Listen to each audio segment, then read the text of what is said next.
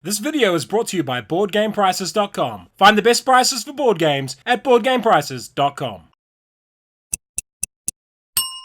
Kia ora koutou, and welcome to Call to Adventure in about 3 minutes. Review copy used. It is a game for 1 to 4 players. It has a solo mode using the adversary cards. Playing time's around 30 minutes. It's a reasonably simple game. Heroes come from many places: beggars, merchants, nobles and squires. The call to adventure is really easy: a thirst for knowledge or a desire to right an ancient wrong. Will you become a shining paragon of virtue whose name is honoured across the realm, or will stories be told of your tragic fate around the fire? You win if at the end of the game you have the most points. You gain these from playing special cards, adventures you go on, and your character's morality score. You get extra points for collecting cards and sets. Competitive. Everyone is trying to tell the most epic story. Drafting. You select adventure cards from the face-up display. Rune casting. Casting runes will determine whether you succeed or fail. Player turn. At the start of the game, you'll be dealt 6 cards in 3 pairs. The first choice is your character's origin, which will determine your starting powers. The second is your motivation, which gives you another power,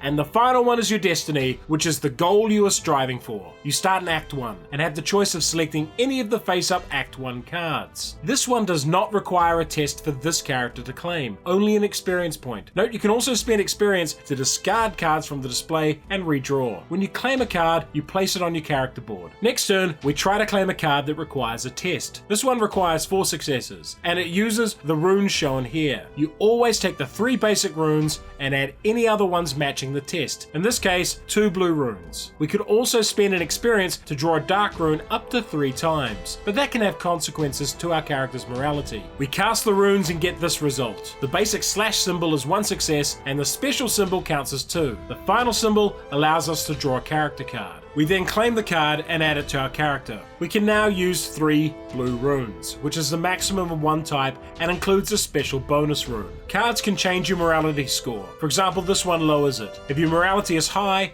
you can only play hero cards, and if it's too low, you can only play anti-hero cards. Some cards have different difficulties. For example, this ally increases this card's difficulty by 1, and to claim the bottom reward, you must increase its difficulty by 1 more. Once you have 3 cards from Act 1, you move on to Act 2, and the game ends once a player has 3 cards from Act 3. Why would you like this game? To put it as straight as I can, if you want a short game that tells a neat story, Call of Adventure will be for you. The morality system is simple, and the characters can be shining paragons or flawed anti-heroes, and that's reflected in the special cards they play and the adventures they go on. The art is wonderful and evokes fantasy tropes without seeming cliched, and there's a great variety in the character stories you can tell. Rune casting is also lots of fun. The best thing about this game is the stories it tells. Our apprentice here, the sole survivor of a brutal attack that left her orphaned. She sought dark power and magics, and then led an expedition of refugees into the capital, took over a gang, and became a master criminal.